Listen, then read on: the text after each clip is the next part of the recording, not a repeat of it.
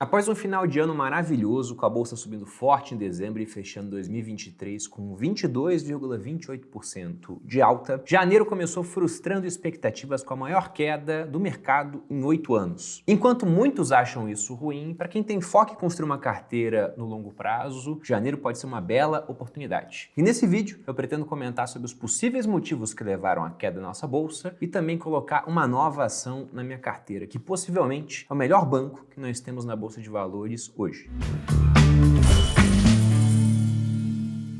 E aí, pessoal do Você Mais Rico, quem fala aqui é Bruno Perini, criador do canal. E antes de entrar no assunto do vídeo, vou lembrá-los que no dia 19 de fevereiro eu abro inscrição para a 24ª turma do Viver de Renda, meu curso de educação financeira, que visa pegar até mesmo o mais completo leigo e transformar esse indivíduo no investidor de verdade, capaz de montar sua própria carteira, diversificada entre ativos, moedas e até países, investindo aqui no Brasil e no exterior, de maneira a proteger e aumentar o seu patrimônio até que um dia ele possa efetivamente viver da renda desse patrimônio. Tudo isso com uma equipe de suporte que responde 100% das dúvidas do aluno. No Viver de Renda não tem dúvida que fica sem resposta. E uma das coisas que o pessoal pergunta é: Bruno, mas será que eu vou gostar da sua didática? Isso deve ser mais de pessoas que não costumam acessar aqui o canal. Mas para dirimir possíveis dúvidas quanto a isso, eu estou liberando uma das aulas do Viver de Renda, uma das primeiras, onde nós falamos sobre a história do dinheiro para explicar de onde veio a inflação, como que ela funciona. Para quem quiser assistir, há um link aqui na descrição, garanto que você vai gostar bastante da aula. Então fique à vontade, basta acessar e assistir. Bom, antes de mais nada, vamos falar do desempenho da bolsa agora em janeiro. Infelizmente, amarguramos 4,79% de queda e este tornou janeiro de 2024 o pior janeiro desde 2016. Caramba, Bruno, isso é muito ruim? Não, é meio que esperado que você tenha uma certa realização após meses de forte alta, como nós tivemos em novembro, principalmente em novembro e também em dezembro. Então, uma queda como essa, por mais que seja ruim, até porque no período em que a gente caiu, o mercado americano subiu. Se ambos caíssem juntos, seria alguma coisa internacional. Quando o mercado americano sobe e a gente cai, então mostra que pode ser alguma coisa, uma dinâmica mais local. Mas em todo caso, entre os possíveis e inumeráveis motivos pelo qual a nossa bolsa caiu, sendo que o motivo concreto é que teve mais gente vendendo do que comprando, dá pra gente destacar dois principais fatores. O primeiro deles, que muito possivelmente vem em consequência do segundo que eu vou falar aqui, é que os gringos aproveitaram janeiro para tirar 8 bilhões de reais da nossa bolsa. E aí, qual foi o motivo, né? Bom, vamos lembrar que eles tinham ganhos acumulados do final do ano. Se você pega o Ibovespa em 2023 até outubro, ele subia 3%.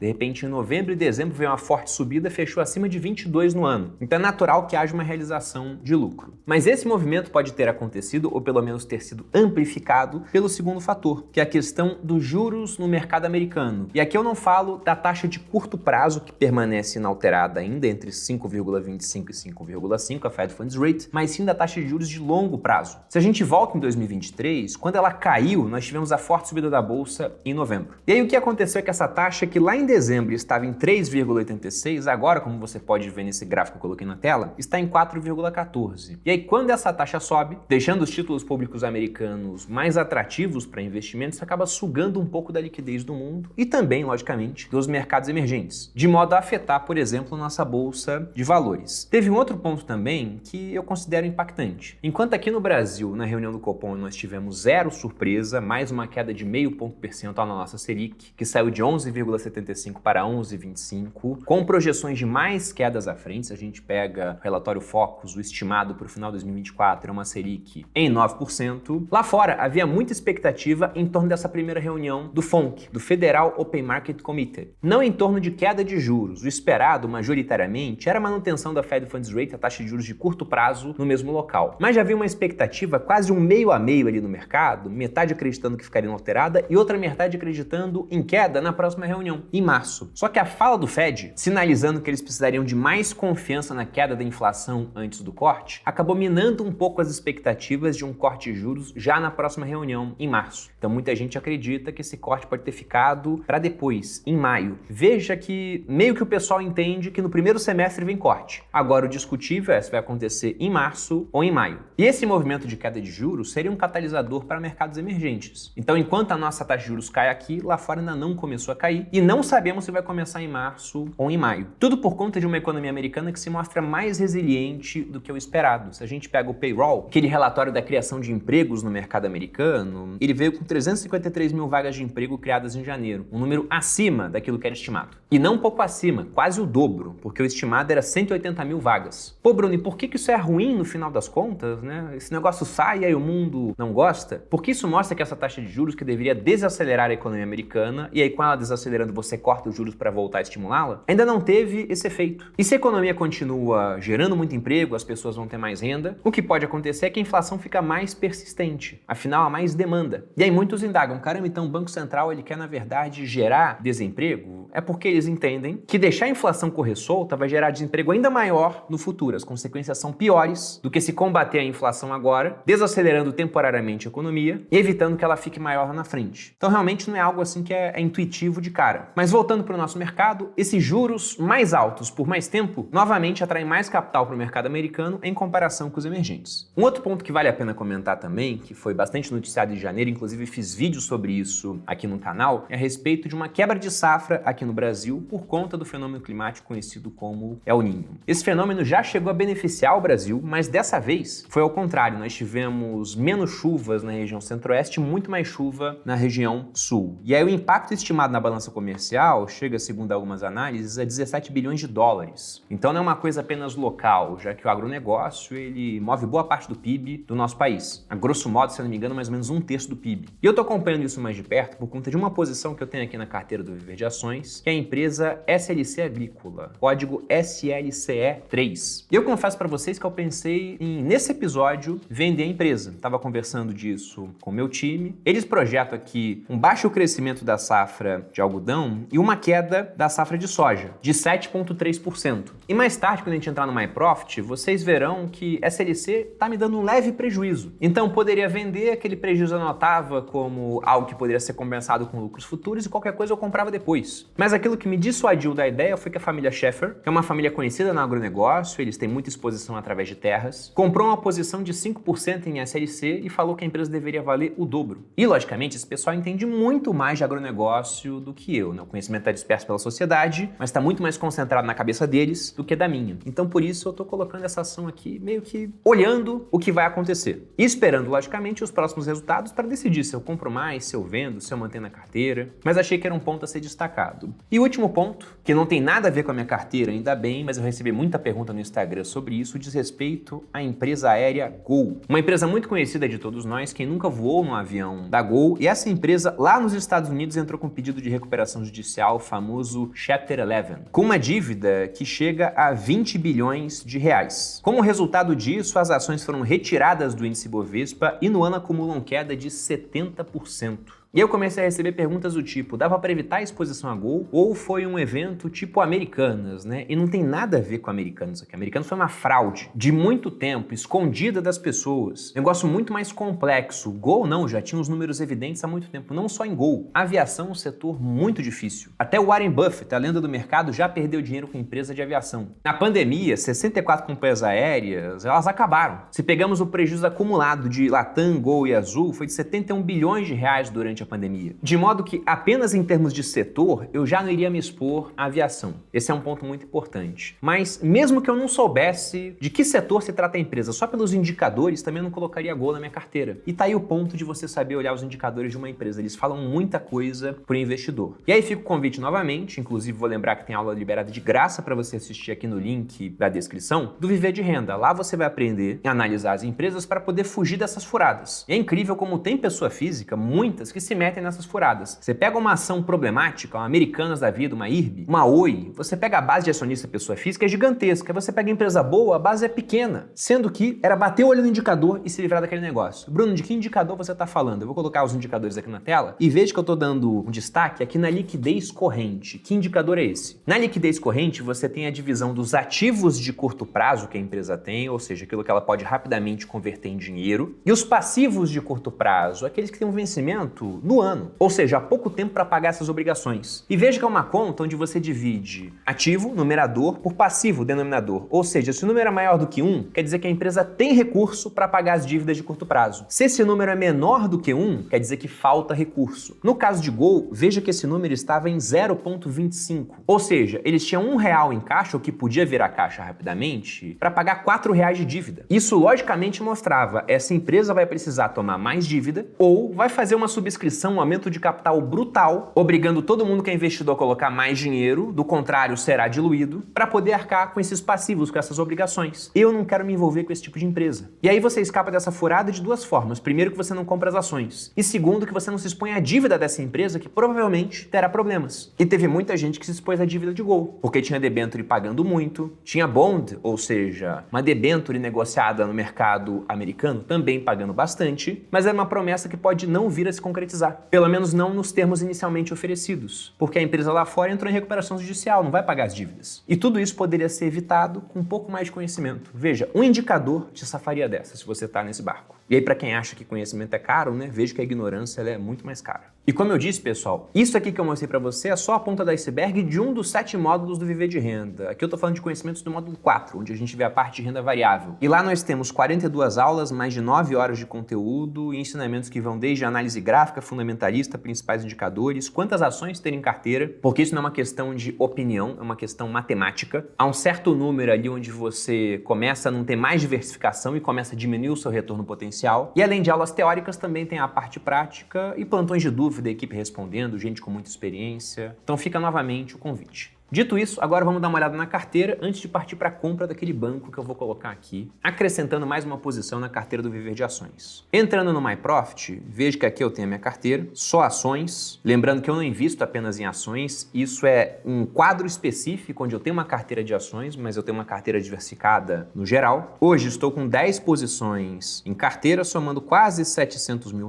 Se a gente olha aqui por setor, 28,6% estão em elétricas, 25% em bancos, saneamento quase 20% da carteira, commodities 17,34% e financeiro, que é a minha posição em B3, em 9,85%. Perceba, inclusive, que eu já tenho bancos aqui, através da minha exposição a Bradesco e a Banco ABC. Mas o banco que eu vou colocar na carteira, ele tem um perfil bem diferente. Indo agora em posição detalhada, aqui nós temos a diferença do meu preço médio para o preço atual, ou seja, apenas o que eu ganhei em termos de ganho de capital. Veja que algumas posições subiram bastante, puxando a rentabilidade da carteira para cima, e nós temos 3 posições agora que estão me dando prejuízo, sendo que até pouco tempo atrás eram 4. A SLC estava me dando um prejuízo, eu pensei em vender, mas acabou que ela subiu muito nesse dessa compra feita pela família Schaeffer. E aí, dentre as 3 que estão me dando prejuízo, há um leve prejuízo em Engie 3, uma elétrica. CEMIG está me dando um prejuízo de 5,34%. Lembrando que em CEMIG ainda há uma certa indefinição daquela questão da federalização da empresa, melhor dizendo, de uma possível federalização. E aí, CEMIG é um case que eu gosto bastante, está barato, mas me dá um medo, que eu não sei o que vai acontecer. Será que o Romeu Zema vai realmente fazer isso? Porque se federalizar, baixa bastante a qualidade da gestão da empresa. Lembrando que a Eletrobras, que era federal, ela foi privatizada. Então, o CEMIG poderia ser uma nova Eletrobras, virar cabide de emprego. E aí tem gente que não vê problema nisso, mas eu preferiria não ser acionista nesse caso. Por isso que tô segurando aqui para ver se eu compro mais ou não, também em quarentena, esperando sair mais dados. Mas por conta dessa incerteza, ela tá mais barata. E nós temos a posição em B3, que é uma posição que me dá prejuízo há algum tempo, mas o foco aqui é no longo prazo, é uma empresa da qual eu gosto e acho que esse ano será um ano melhor do que o ano passado para o mercado de capitais. Vamos lembrar que em 2023 e também em 2022 nós não tivemos nenhum IPO. Então acho que esse ano seria difícil que isso viesse a se repetir, ainda mais com queda de juros. Indo agora para a parte de proventos, descendo aqui para ver o que a gente tem no calendário. Então no mês de janeiro um recebimento de R$ 2.220, um yield on cost de 0,65, já tem muita coisa aqui lançada no calendário e outros pagamentos que virão aparecer ao longo do ano. Isso aqui é o que a gente já tem programado. Por exemplo, esses 95,30 é de Bradesco que paga todo mês. Aqui no caso de janeiro de 2024, se eu clico ele mostra o pagamento. Então, parte de Transmissão Paulista, parte de SLC, uma boa parte do Bradesco, que não pagou só aquele pouquinho do juros sobre capital próprio, pagou mais realmente dividendo, e uma parte aqui de B3. E para fechar aqui esse giro pela carteira, vamos realmente na rentabilidade avançada, onde nós temos o resultado conjunto de ganho de capital com essa parte dos proventos. E se a gente entra aqui, primeiro olhando a nova tela do MyProfit, que isso aqui é relativamente novo, veja que ele coloca a carteira comparando com o IFIX, CDI CDI, Bovespa e o S&P 500, inclusive. E aí observe que a carteira está ganhando de tudo, exceto do S&P 500. Ele mostra aqui, de 2/1 de 2023 até agora, 5/2 de 2024, 26,75%. Isso é mais do que o IFIX, é mais do que o CDI, bem mais, diga-se de passagem, é mais do que o Ibovespa, mas fica atrás do S&P. Porém, observe o seguinte, a carteira, ela começou aqui em fevereiro. Veja que ela saiu do zero quando o CDI já tinha rendido mais 1%, o Ibovespa mais 5,36%, o S&P mais 7,28%. O IFIX havia caído 1%, estava negativo, então a carteira teria vantagem contra o IFIX nessa época. E o correto seria você colocar todo mundo para começar ao mesmo tempo.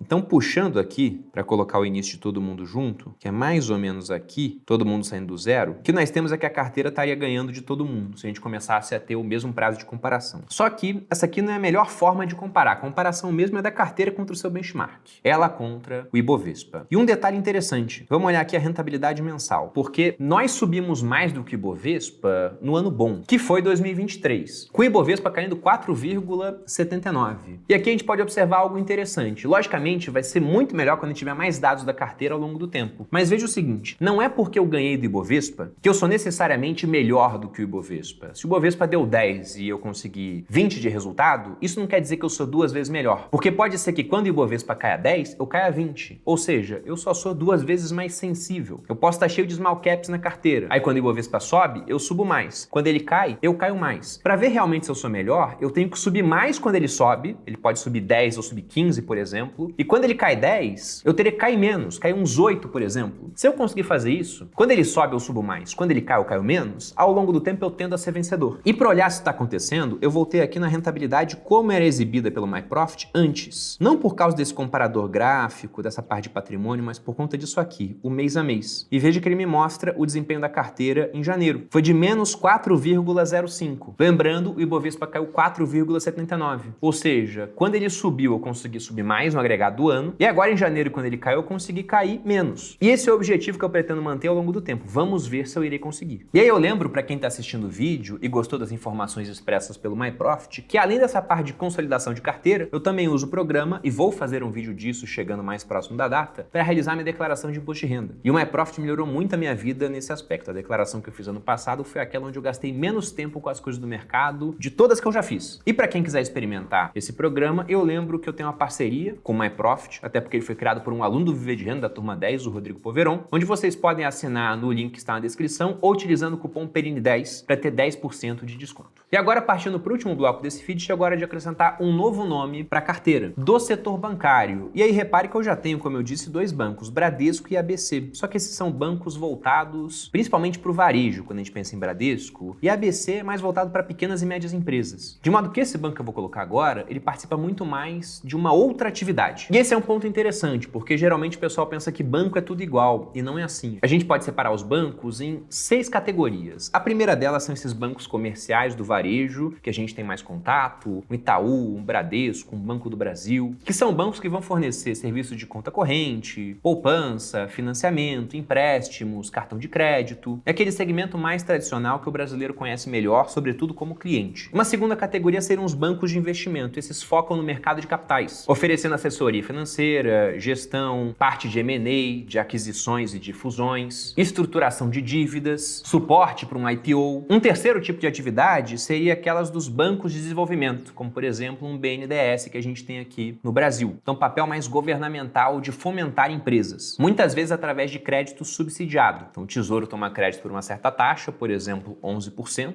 pegando mais ou menos a Selic de agora, e empresta para a empresa por uma taxa mais baixa, porque o governo julga que é interessante investir naquele setor por aspectos estratégicos, geração de empregos, ganho em outras áreas, o que pode ser altamente discutível, mas é uma atividade que existe, né? Um tipo de banco que existe. Nós temos a Caixa Econômica, que tem como função principalmente a parte da habitação aqui no Brasil, ela foi criada para isso, lidar com a parte de financiamento habitacional. Uma quinta categoria serão as cooperativas de crédito, que são instituições financeiras formadas por um certo grupo de pessoas para ter os serviços bancários parecidos com aqueles do varejo, mas geralmente com taxas mais baixas, já que a finalidade não é criar uma empresa para gerar lucro, mas sim para atender melhor os seus cooperados. E por último, os modernos bancos digitais, que pegam aquele banco do varejo tradicional e transformam para a experiência digital, muito mais através de um app, que vários não têm agências físicas ou têm pouquíssimas. E justamente por ter desmaterializado a estrutura bancária, eles podem oferecer preços mais baixos e mesmo assim serem lucrativos. Pelo menos alguns deles, né? Vários têm a estratégia de crescer bastante oferecendo tudo de graça para depois, um dia, quem sabe, conseguir monetizar aquele cliente. E dessas 6 categorias, o banco que eu vou colocar aqui na minha carteira agora é voltado para essa parte de investment banking. Ou seja, é um banco de investimento, majoritariamente de investimento. E sem mais delongas, a posição é BTG Pactual, código BPAC11. Eu vou comprar unit de BTG. Resumidamente, BTG é um banco de investimento, tem essa parte do mercado de capitais, também dá crédito para pequenas e médias empresas, tem um braço de trading forte lá dentro, de vendas e negociação, tem gestão de ativos, tem atendimento ao segmento wealth, e o BTG também tem participação em outras empresas. Então, o conglomerado é realmente muito grande. O que chama atenção no BTG é o crescimento que ele tem tido ao longo do tempo. Segundo o JP Morgan, o BTG teve um ganho brutal em share nos últimos 5 anos, tendo multiplicado sua receita por 4 vezes. Ela saiu de 2,6 bilhões de reais em 2018 para 10,4 bilhões de reais em 2023. Na área de wealth, eles saíram de um share de 4,1% dos ativos sob custódia para 12,5%. O grande incumbente dessa área é a XP, que tem 17%, então veja que eles conseguiram crescer bastante. Em asset management, eles saíram de um share de 2 para 4, ou seja, dobraram. E a mesma coisa aconteceu no share do investment banking, saindo de 10 para 20%. E aí, logicamente, esse ganho de market share se traduziu em resultados e lucros também muito maiores. Isso é interessante, eles conseguiram crescer sem abrir mão do lucro, eles cresceram com lucros cada vez maiores. Mostrando aqui para vocês o que aconteceu desde 2020, vou pegar só o lucro. Veja que o lucro estava em 3,28 bilhões, aí em 2021 foi para 5,98, um crescimento de uns 80% aqui, uma conta de padaria. Depois de 5,98 em 2021, foi para 7,84, um crescimento de 31%. Depois, em 2023, segundo dados do site Investidor 10, foi para 9,92 bilhões. Só que eu acho que esse dado aqui ele tá errado, foi puxado de uma fonte errada. Porque se a gente pega a divulgação do resultado que veio ontem, nós tivemos um lucro em 2023 de 10,4 bilhões. Veja que esse lucro de 2023 de 10,4 bilhões, ele é mais de 3 vezes maior em comparação ao lucro de 2020. E apresenta um crescimento frente a 2022 superior a 30%. E como ao longo do tempo a cotação de uma ação tende a acompanhar o seu lucro, isso pode não acontecer todo ano, mas é o que acontece ao longo do tempo, as ações de BTG Pactual também subiram bastante. Em 2020, BPAC11, a unit do BTG, subiu 25,04, em 2021 caiu menos 9,41, embora o lucro continuasse crescendo. Em 2022, 16,96 de subida, em 2023, 60,54. Comparando com o Ibovespa no mesmo período, veja que enquanto o BTG subiu 25 em 2020, o Ibovespa subiu 2,92, quase 3. Em 2021, BTG caiu 9, Ibovespa caiu 11,93, ou seja, sobe mais no ano bom, caiu menos no ano ruim. Em 2022, Ibovespa subiu 4,69, BTG subiu quase 17, e em 2023, Ibovespa subiu 22,28, BTG subiu mais de 60%.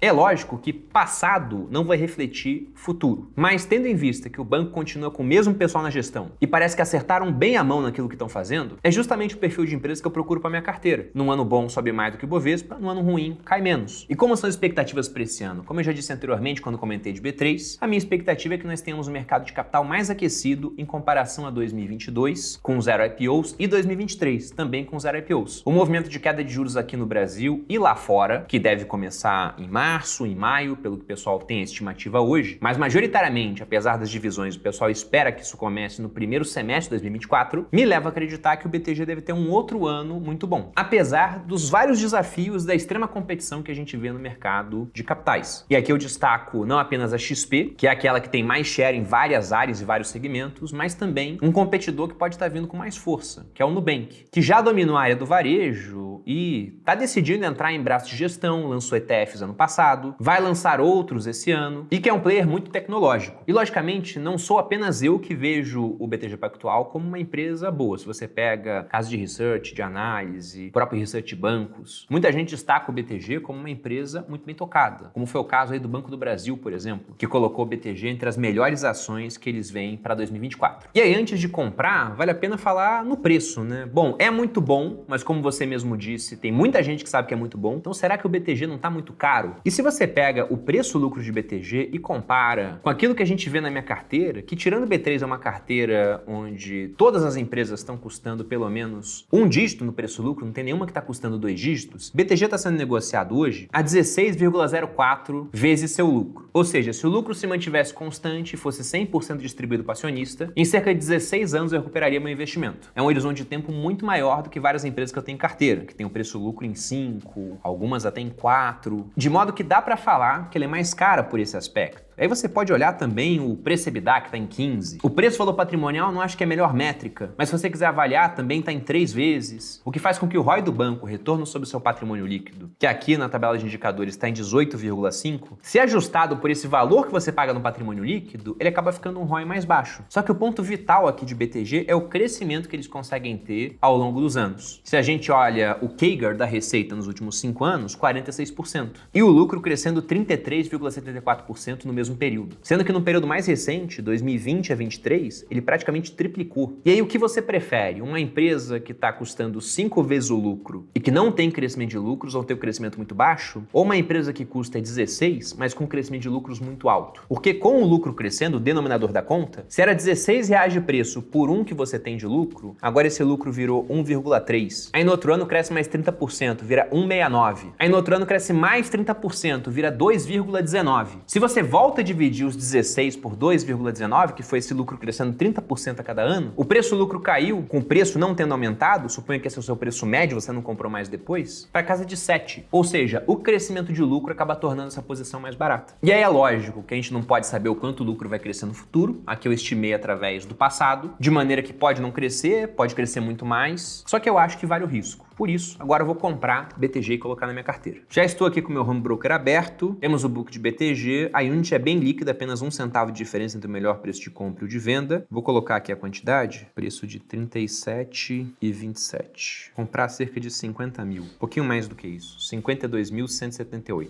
Vou aumentar 1 centavo para ficar entre as melhores ofertas de compra. Agora foi para 37,29, então vai, 37,29. Vamos ver se vai. Ordem enviada, ela já foi executada a 37,28 no final. Então sou feliz proprietário de 1.400 units BPAC 11. E aí, para ver se isso foi uma boa aquisição ou não, continue acompanhando a série Viver de Ações. Eu fico por aqui, espero que tenha gostado de mais esse episódio. Se você gostou, deixe seu like, se inscreva aqui no canal e assista a aula gratuita do Viver de Renda. Tenho certeza que você vai gostar bastante. Um grande abraço e até a próxima.